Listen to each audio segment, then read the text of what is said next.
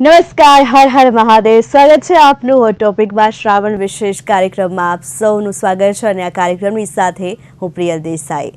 ઓમ ત્ર્યંબકમ યજામહે સુગંધિમ પુષ્ટિવર્ધનમ ઉર્વારુકમિવ બંધનાન મૃત્યોર્મોક્ષીયમામૃતાत्.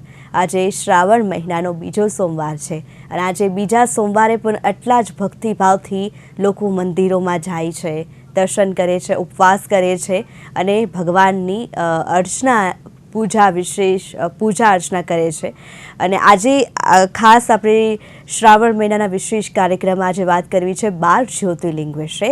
આમ તો આપણા હિન્દુ ધર્મમાં આપણે જે યાત્રાનું ખાસ વિશેષ મહત્વ હોય છે, 4 ધામ, 12 જ્યોતિર્લિંગ, અને એમાં પણ જે 12 જ્યોતિર્લિંગ છે એમાં જે 2 ગુજરાતમાં છે, સૌરાષ્ટ્રમાં વેરાવળ અને નાગેશ્વર મહાદેવ. આપણે એક કરીને બધા મહત્વ, એમનું માતમ્ય જાણવું છે, એમનું મહત્વ, એ શું વિશેષતા છે મંદિરની, એ ખાસ આપણે આ કાર્યક્રમમાં જાણવું છે. તો સાથે આપણી સાથે ભાગવત કથાકાર શ્રી રૂપેશભાઈ પંડ્યા આપણી સાથે જોડાઈ ગયા છે નિર્માણ ન્યૂઝની સાથે. રૂપેશભાઈ, સ્વાગત છે આપનું નિર્માણ ન્યૂઝમાં. હર હર મહાદેવ. રૂપેશભાઈ, હવે આપણે 12 જ્યોતિર્લિંગની યાત્રા વિશે વાત કરવી છે. પ્રથમ જ્યોતિર્લિંગથી શરૂઆત કરો. ત્યાં શું મહત્વનું છે, મંદિરનો ઇતિહાસ વિશે, મંદિરના સ્થાપના વિશે. હર હર મહાદેવ. પવિત્ર શ્રાવણ માસની અંદર નિર્માણ ન્યૂઝ ચેનલ ઉપર આજે ભગવાન શિવજીની આપણે જ્યારે દ્વાદશ જ્યોતિર્લિંગની યાત્રા કરીએ છીએ ત્યારે ભગવાનના એક શિવલિંગનું આજે આપણે ભગવાનના દર્શન કરીશું. તો ભગવાનના દ્વાદશ જ્યોતિર્લિંગ સૌરાષ્ટ્ર સોમનાથમ જશ્રી શૈલ્યમ મલ્લિકાર્જુનમ ઉજ્જૈનિયમ મહાકાલમ ઓમકારમ મમલેશ્વરમ પરલ્યા વૈજનાથમ ડાકિન્યમ ભીમશંકરમ સેતુબંધ હેતુરામેશમ નાગેશમ દારુકાવને વારાણસ્યાતુ વિશ્વેશમ ત્રંબકમ ગૌતમી તટે હિમાલય તો કેદારમ દૃશ્યમેતમ તો શિવાલય. અને છેલ્લા શબ્દમાં કીધું કે એતાની જ્યોતિર્લિંગાની શાયમ પ્રાત પઠેન નર સપ્ત જન્મ હૃતમ પાપમ સ્મરણે નામ વિનશ્યતે. તેવા ભગવાન શિવજીના દ્વાદશ જ્યોતિર્લિંગ.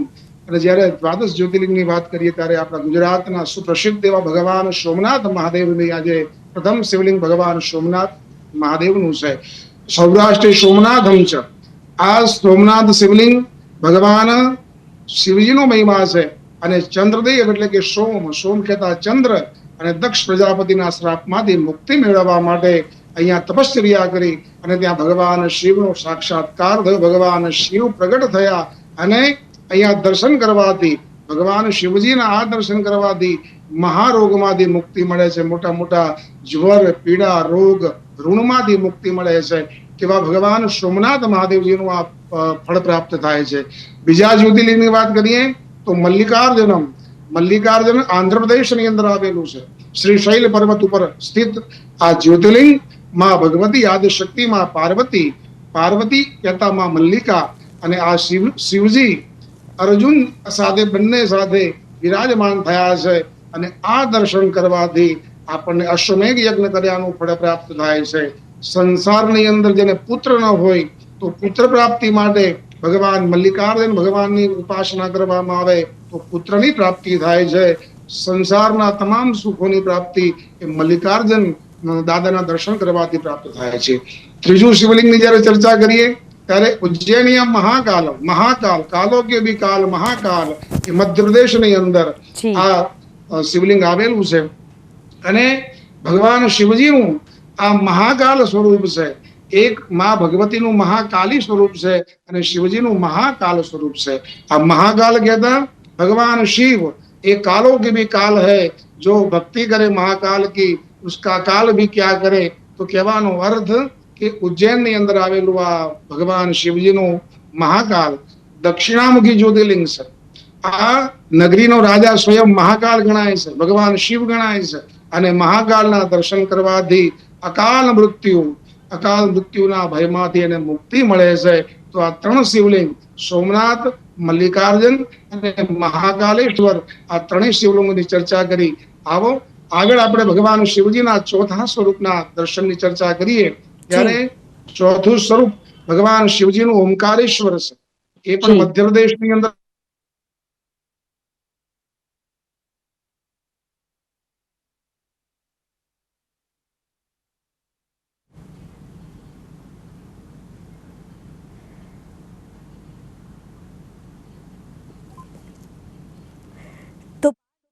એની જે દિવ્ય યાત્રા.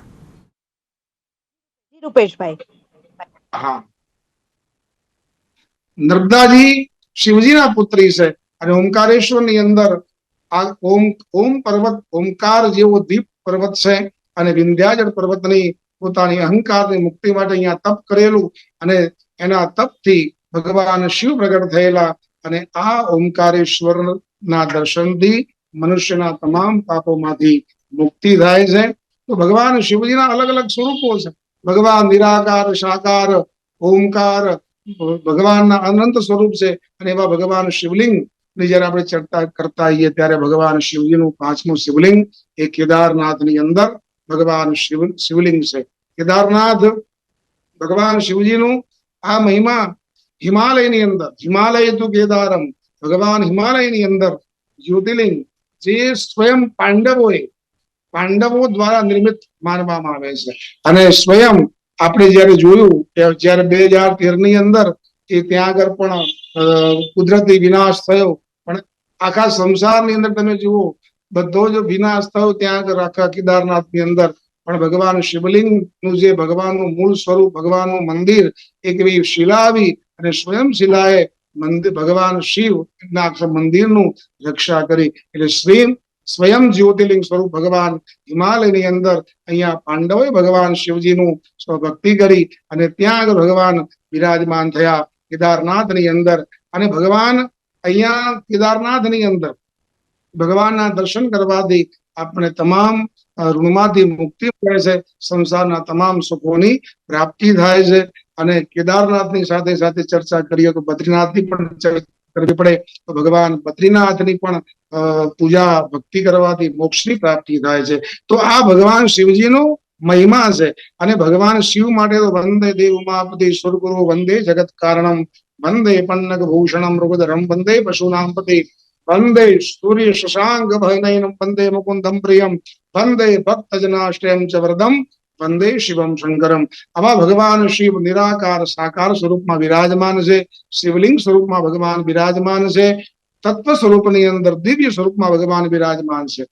ભગવાન શિવજીનું જે 12 જ્યોતિર્લિંગની અંદર એક શિવલિંગ છે ભીમાશંકરની અંદર. ભીમાશંકર મહારાષ્ટ્રની અંદર ભગવાનનું ભીમાશંકર જ્યોતિર્લિંગ આવેલું છે. આ ડાકિની ક્ષેત્ર કહેવાય અને ડાકિની ક્ષેત્રની અંદર ત્રિપુરાસુર નામનો પુત્ર ભીમ રાક્ષસનો વધ કરવા ભગવાન શિવજી અહીંયા સ્વયં પ્રગટ થયેલા અને એનો વધ કર્યા પછી ભગવાન અહીંયા પ્રગટ થયા અને આ શિવલિંગના દર્શન કરવાથી જીવનની અંદર શારીરિક કોઈ તકલીફ હોય, કોઈ મનની તકલીફ હોય, માનસિક તકલીફ હોય તો એમાંથી મુક્તિ મળે છે. ભગવાન શિવ ની આ ભક્તિ કરવાથી જીવને પરમ સદગતિની પ્રાપ્તિ થાય છે. ભગવાનનું બીજું સ્વરૂપ છે, ભગવાનનું જે 12 જ્યોતિર્લિંગની અંદર કાશીની અંદર કાશી વિશ્વનાથ સ્વરૂપ ભગવાનનું આ સ્વરૂપ ઉત્તર પ્રદેશની અંદર જેને વારાણસી કહીએ છીએ, કાશી વિશ્વનાથ જ્યાં સ્વયં ગંગાજી વિદ્યમાન છે વારાણસીની અંદર. અને આ ધામ એ સ્વયં ભગવાન શિવનું નગરી છે, ભગવાન શિવજીને પ્રિય છે. અને આ કાશીનગરની અંદર ભગવાન એવું કહેવાય કે કાશીનગર એ ત્રિશુળ ઉપર ટકેલું છે. ત્રિશુળની ઉપર આ કાશી ક્ષેત્ર આખું ટકેલું છે અને કાશીની અંદર એવું કહેવાય કે સંસારનો કોઈ પણ જીવાત્મા એનું મૃત્યુ થાય તો સિદ્ધિ અને સદગતિની પ્રાપ્તિ થાય છે. આપણા શાસ્ત્રોની અંદર મહિમા બતાવવામાં આવ્યું સપ્ત નગરીનો અયોધ્યા, મથુરા, માયા, કાશી, કાંચી, મંતિકા, હરિદ્વારાવતી સેવા સપ્તે તે મોક્ષદાયિકા. તો કાશી એ મોક્ષ નગરી છે અને કાશી નગરીની અંદર એટલે એવું આપણા ગુજરાતમાં એવી કહેવત છે કે સુરતનું જમણ અને કાશીનું મરણ. આ કાશીમાં મૃત્યુ થાય, આ 7 નગરીમાંથી કોઈ પણ જગ્યાએ મનુષ્યનું મૃત્યુ થાય તો એ સીધો જીવાત્મા ભગવાન શિવને પામે, સદગતિને પામે છે. તો આ ભગવાન શિવજીનો મહિમા છે. ત્યાંથી આગળ ચર્ચા કરીએ ભગવાન ત્રંબકેશ્વરની મહારાષ્ટ્રની અંદર. તો ભગવાનનું એક જે સ્વરૂપ છે ત્રંબકેશ્વર. ત્રંબકેશ્વરની અંદર ત્રંબકેશ્વર મહારાષ્ટ્રમાં નાસિકની પાસે આવેલું આ જ્યોતિર્લિંગ અને સ્વયં બ્રહ્મા, વિષ્ણુ અને મહેશ આ ત્રણેય સ્વરૂપનો સાક્ષાત્કાર કરાવનારું આ ત્રંબકેશ્વર છે. અહીંયા ગૌતમ ઋષિ એ ખૂબ તપ કર્યું અને તેમના તપથી પ્રસન્ન થઈ ભગવાન શિવજી પ્રગટ થયા અને ત્યાં ગંગાજી વહે છે, ગોદાવરી વહે છે અને અહીંયા ભગવાન શિવ સ્વયં 3 સ્વરૂપની અંદર બિરાજમાન છે. એટલે બ્રહ્મા, વિષ્ણુ ને મહેશ, સૃષ્ટિનું સર્જન કરનાર, એનું પાલન કરનાર, એનો સંહાર કરનાર, આ 3 દેવ ત્યાં વિદ્યમાન છે. એટલે આ સ્વરૂપને ત્રંબકેશ્વર કહેવામાં આવે છે. અને આ શિવજીના આ સ્વરૂપની ભક્તિ કરવાથી જન્મ કુંડલીની અંદર અનેક જાતના કોઈ દોષ થયા હોય, જન્મ કુંડલીની અંદર પિતૃદોષ હોય, શ્રાપિત દોષ હોય, કાળ સર્પ દોષ હોય, આવા બધા દોષોમાંથી મુક્તિ માટે ત્રંબકેશ્વરની અંદર એનું વિધાન કરવામાં આવે, પૂજન કરવામાં આવે, ભગવાન શિવજીની ભક્તિ કરવામાં આવે તો એ તમામ માંથી દોષોમાંથી એને મુક્તિ મળે છે. ભગવાનનું એક જે સ્વરૂપ છે વૈદ્યનાથ સ્વરૂપ, ભગવાનનું આ સ્વરૂપ ઝારખંડની અંદર આવેલું છે. ભગવાન અહીંયા આ સ્વરૂપને બાબા ધામ તરીકે પણ ઓળખાવામાં આવે છે. અહીંયા રાવણે શિવજીને લંકા જવા જ્યારે ગયા ત્યારે તપ કર્યું હતું અને ત્યારે આ ભગવાને નું અહીંયા સ્થાપન કરવામાં આવેલું અને અહીંયા શિવજી અહીંયા રાવણના અંગોને ઠીક કર્યા અને એનું વૈદ્ય એવું કહેવાય કે ડોક્ટર ભગવાન શિવ કહેવાયા. એટલે અહીંયા વૈદ્યનાથના દર્શન કરવાથી એવું કહેવાય કે માણસના શરીરના કોઈ અંગની તકલીફ હોય, અંગ પીડા હોય તો એ અંગ પીડામાંથી એને મુક્તિ મળે. ભગવાનનું આ જે સ્વરૂપ છે જેને તમામ રોગમાંથી મુક્તિ મળે. અત્યારના અસાધ્ય જે રોગો છે, રાજરોગ કહેવાય, રાજરોગ કહેવાય એટલે કે કેન્સર જેવો રોગ હોય, ડાયાબિટીસ જેવા રોગો હોય, જેને રાજરોગ એ જીવનમાં શરીરમાં એકવાર આવે પછી એ માણસના મૃત્યુ સાથે જ જાય, એવા રાજરોગોની અંદરથી કેન્સર જેવા રોગોમાંથી મુક્તિ મળે છે. ભગવાનનું આ જે સ્વરૂપ છે એની ભક્તિ કરવાથી તમામ રોગમાંથી મુક્તિ મળે. ભગવાનનું બીજું એક સરસ સ્વરૂપ છે નાગેશ્વર. જે નાગેશ્વર સ્વરૂપ જે છે એ આપણા ગુજરાતની અંદર સ્થિત છે અને સોમનાથ થી નજીક આ જ્યોતિર્લિંગ છે. અને નાગેશ્વર એટલે નાગોનો દેવ. નવ નાગ, નવકુલાય વિદ્મહે વિષદંતાય ધીમહિ તન્નો સર્પ પ્રચોદયાત, એવા નવનાગ, એવા અનંત જે વાસુકી નાગો સહિત તમામ નાગોના દેવતા છે ભગવાન નાગેશ્વર. અને અહીંયા સ્વયં ભગવાન શિવજી બિરાજમાન છે અને અહીંયા સુપ્રિય નામ ના ભક્તની રક્ષા કરવા માટે ભગવાન શિવજી પ્રગટ થયા હતા. એટલે આ જ્યોતિર્લિંગના દર્શન કરવાથી વિષ, સંસારના વિષ એટલે કે માણસના જીવનમાં અનેક પ્રકારની જે વાસનાઓ, વિષરૂપી જે વાસનાઓ હોય એ વાસનાઓમાંથી મુક્તિ મળે અને એને કામનાની પ્રાપ્તિ થાય. કહેવાનો અર્થ કે જે પણ એની કામના હોય ભગવાન શિવ પૂર્ણ કરે છે. તો આ ભગવાનનું નાગેશ્વર સ્વરૂપ છે. ત્યાંથી આગળ ભગવાનના 11મું શિવલિંગ જે છે રામેશ્વરમ. તો રામેશ્વરમ જયારે ભગવાન શ્રી રામચંદ્ર ભગવાને લંકા ઉપર ચડાઈ કરી અને ત્યાં સૌથી પહેલા ભગવાન રામેશ્વરનું સ્થાપન કરેલું અને ભગવાને લંકા પર ચડાઈ કરી વિજયને પ્રાપ્ત કરવા માટે સ્વયં ભગવાન શિવ ત્યાં લિંગ સ્વરૂપમાં ભગવાન બિરાજમાન છે. આજે પણ શિવલિંગની સ્થાપના ભગવાન શિવજીએ કરી અને ત્યાં આગળ એક વસ્તુ છે કે ઉત્તર અને દક્ષિણ જે આપણા સીમાઓ જે છે ભારતની, એની એકતાનું પ્રતીક એ રામેશ્વરમ છે. રામેશ્વરમના દર્શન કરવાથી કોઈ પણ લક્ષ્ય હોય જીવનમાં, લક્ષ્યાંક હોય, કોઈ જીવનમાં કોઈ કાર્ય પૂર્ણ થતા ન હોય તો એવા જે કાર્યોની પૂર્ણ પ્રાપ્તિ માટે ભગવાન રામેશ્વરજીની ભક્તિ કરવામાં આવે, રામેશ્વર શિવલિંગની પૂજા અર્ચના કરવામાં આવે તો માણસ એ તમામ એમાંથી એને મુક્તિ મળે. ભગવાનનું દ્વાદશ જ્યોતિર્લિંગ એટલે 12મું જ્યોતિર્લિંગ છે દૃશ્મેશ્વર. મહારાષ્ટ્રની અંદર ઔરંગાબાદની અંદર આ શિવલિંગ આવેલું છે અને એની પાસે ઇલોરાની ગુફાઓ પણ નજીકમાં છે. અને ભગવાનનું 12મું જ્યોતિર્લિંગ સ્વરૂપે અહીંયા દૃશ્મા નામના પરમ શિવ ભક્ત, જે સ્ત્રી ભક્ત હતી, એના પુત્રનું મૃત્યુ થયેલું અને મૃત પુત્રને સજીવન કરવા માટે ભગવાન શિવજી પ્રગટ થયા. એને ભક્તિ કરી અને ભગવાન શિવ પ્રગટ થયા અને દૃશ્મા નામના ભક્તની રક્ષા કરવા માટે ભગવાન શિવજીએ મૃત પુત્રને ભગવાને સજીવન કર્યો અને એ ભગવાન એનું જીવન દાન આપ્યું. એટલે ભગવાને એને વંશની વૃદ્ધિનું દાન આપ્યું. ભગવાને એને કહેવાનો અર્થ કે આ ભગવાન શિવલિંગની પૂજા અર્ચના કરવાથી વંશ વૃદ્ધિ થાય છે. સંસારમાં ઘણા જીવાત્માઓ એવા હોય કે જેને વંશ વૃદ્ધિ થતી ના હોય, સંતાન ન થતું હોય, એવા લોકો ભગવાન દૃષ્ણેશ્વરની પ્રાર્થના કરે, ભગવાન દૃષ્ણેશ્વરની પૂજા અર્ચના કરે તો એને તમામ એ બાધાઓમાંથી મુક્તિ મળે છે અને સંસારમાં સતપુત્રની પ્રાપ્તિ થાય છે. કહેવાનો અર્થ ભગવાનના દ્વાદશ જ્યોતિર્લિંગ જે છે, એતાની જ્યોતિર્લિંગાની સાયં પ્રાત પઠેન્દર સપ્ત જન્મ હૃતમ પાપમ સ્મરણે નામ વિનશ્યતિ.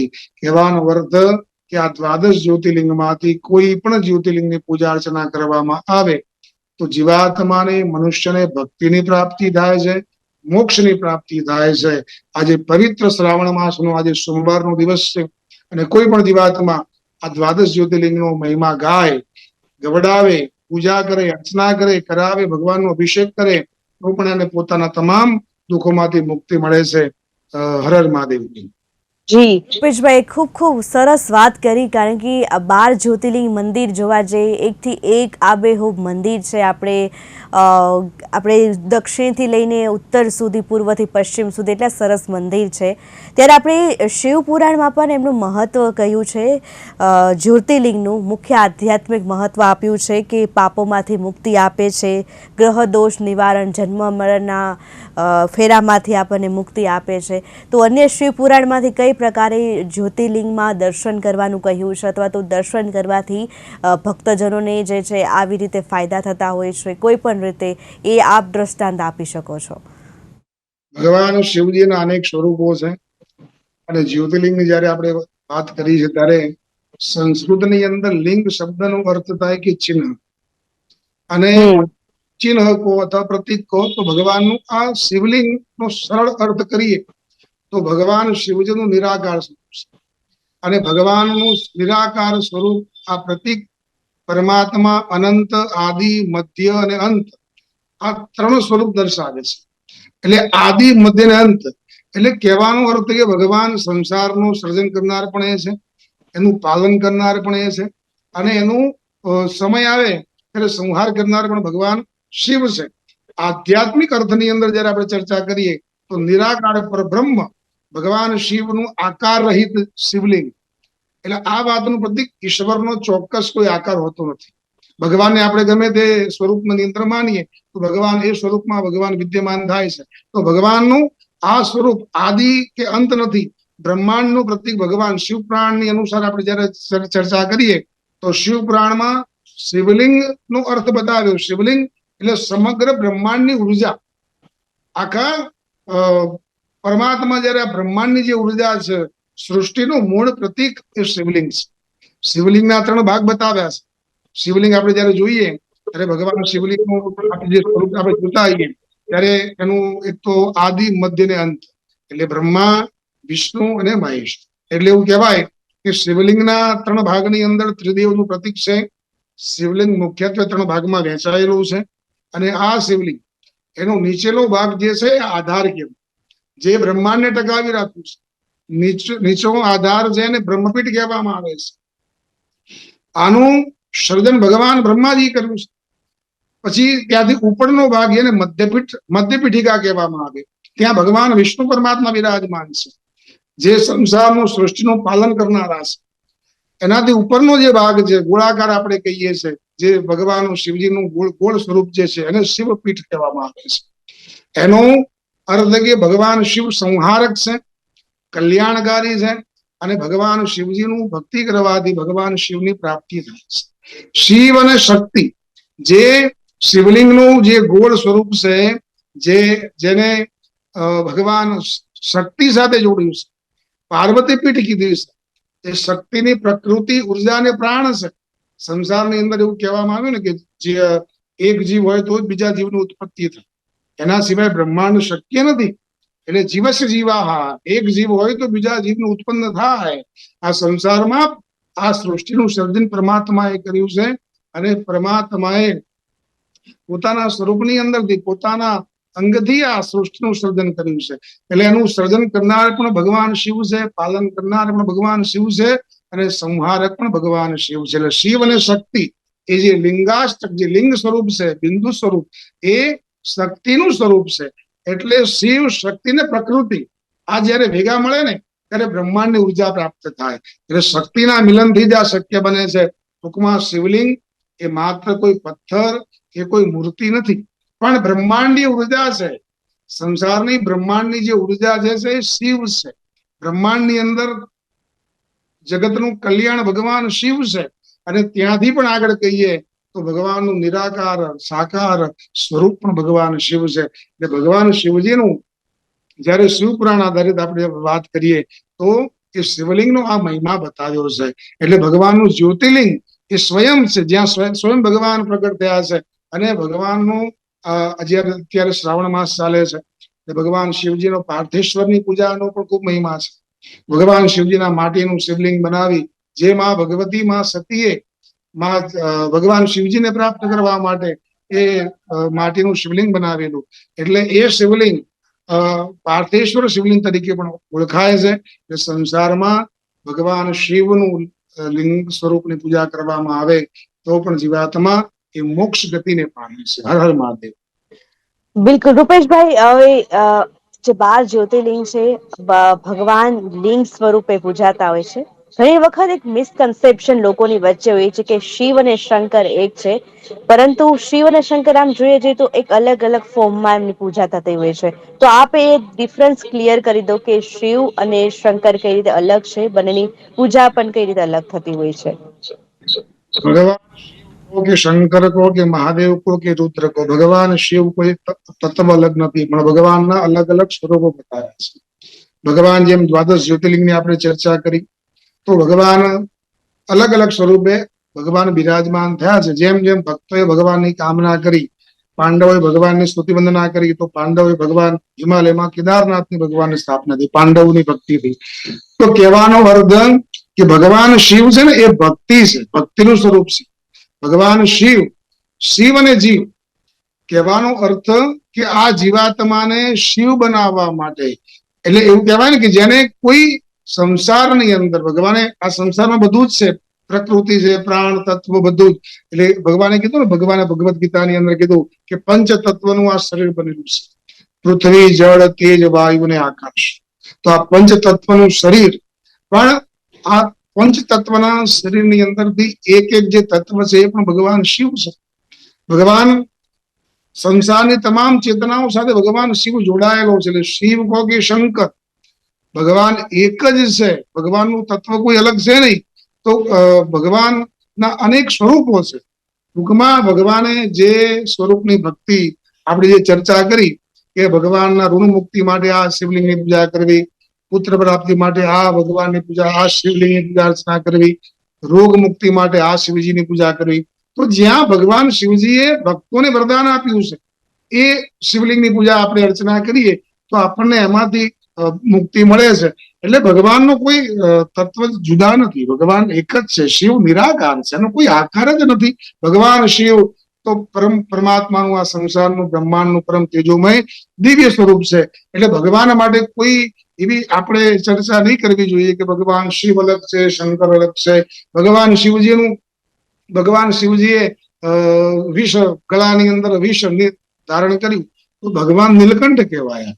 તો ભગવાનના અલગ અલગ સ્વરૂપો છે. ભગવાને તમે જુઓ, ભગવાને એ તત્વ જે હતું એ વિષ સંસારમાં ક્યાંક ક્યાંક આપણે જીવનમાં એ સ્વરૂપ આપણને શું સમજાવે છે કે સંસારમાં ક્યાંક ક્યાંક કડવા ઘૂંટડા પણ પીવા પડતા હોય સંસારના કલ્યાણ માટે.